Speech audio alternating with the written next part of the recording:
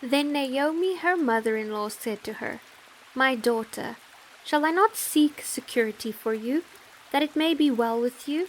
Now Boaz, whose young woman you were with, is he not our relative? In fact, he is winnowing barley tonight at the threshing floor. Therefore wash yourself and anoint yourself, put on your best garment and go down to the threshing floor, but do not make yourself known to the man until he has finished eating and drinking. Then it shall be, when he lies down, that you shall notice the place where he lies, and you shall go in, uncover his feet, and lie down, and he will tell you what you should do. And she said to her, All that you say to me I will do. So she went down to the threshing floor and did according to all that her mother-in-law instructed her. And after Boaz had eaten and drunk, and his heart was cheerful, he went to lie down at the end of the heap of grain, and she came softly, uncovered his feet, and lay down. Now it happened at midnight that the man was startled, and turned himself, and there a woman was laying at his feet. And he said, Who are you? So she answered, I am Ruth, your maidservant. Take your maidservant under your wing, for you are a close relative. Then he said, Blessed are you of the Lord, my daughter, for you have shown more kindness at the end than at the beginning, in that you did not go after young men, whether poor or rich. And now, my daughter, do not fear. I will do for you all that you request, for all the people of my town know that you are a virtuous woman. Now it is true that I am a close relative. However, there is a relative closer than I.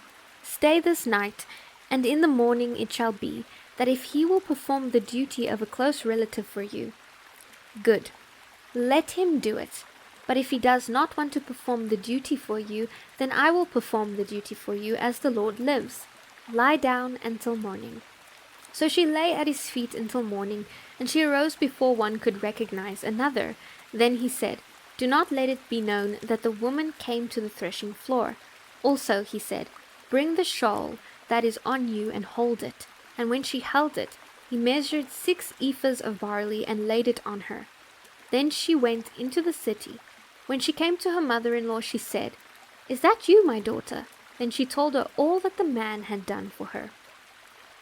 And she said, These 6 ephahs of barley he gave me, for he said, Do not go empty-handed to your mother-in-law. Then she said, Sit still, my daughter, until you know how the matter will turn out.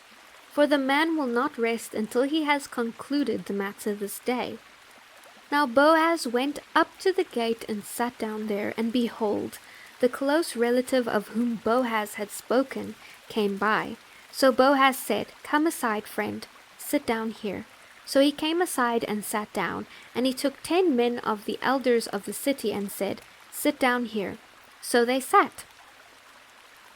Then he said to the close relative, Naomi, who has come back from the country of Moab, sold the piece of land which belonged to our brother Elimelech.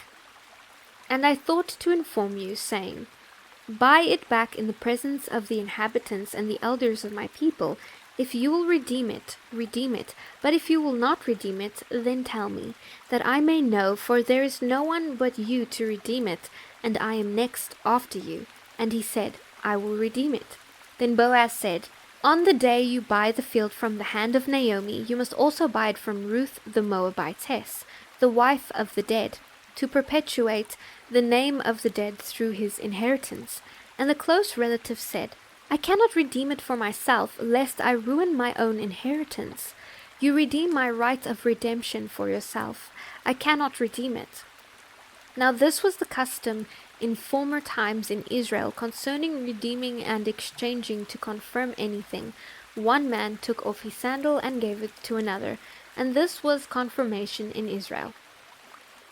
Therefore the close relative said to Boaz, Buy it for yourself. So he took off his sandal, and Boaz said to the elders and all the people, You are witnesses this day that I have bought all that was Elimelech's, and all that was Chilion's, and Mahlon's, from the hand of Naomi, moreover Ruth the Moabitess, the widow of Mahlon. I have acquired as my wife, to perpetuate the name of the dead through his inheritance, that the name of the dead may not be cut off from among his brethren, and from his position at the gate. You are witness this day, and all the people who were at the gate and the elders said, We are witnesses. The Lord make the woman who is coming to your house like Rachel and Leah, the two who built the house of Israel, and may you prosper in Ephrathah and be famous in Bethlehem. May your house be like the house of Perez, whom Tamar bore to Judah, because of the offspring which the Lord will give you from this young woman. So Boaz took Ruth, and she became his wife. And when he went in to her, the Lord gave her conception, and she bore a son. Then the woman said to Naomi, Blessed be the Lord who has not left you this day without a close relative, and may his name be famous in Israel. And may he be to you a restorer of life and a nourisher of your old age. For your daughter-in-law who loves you, who is better to you than 7 sons, has borne him. Then Naomi took the child and laid him on her bosom, and became a nurse to him. Also the neighbor woman gave him a name, saying, There is a son born to Naomi. They called his name Obed. He is the father of Jesse, the father of David. Now this is the genealogy of Perez. Perez begot Hezron. Hezron begot Ram, and Ram begot Amminadab. Amminadab begot Nahshon, and Nahshon begot Salmon. Salmon begot Boaz, and Boaz begot Obed. Obed begot Jesse, and Jesse begot David.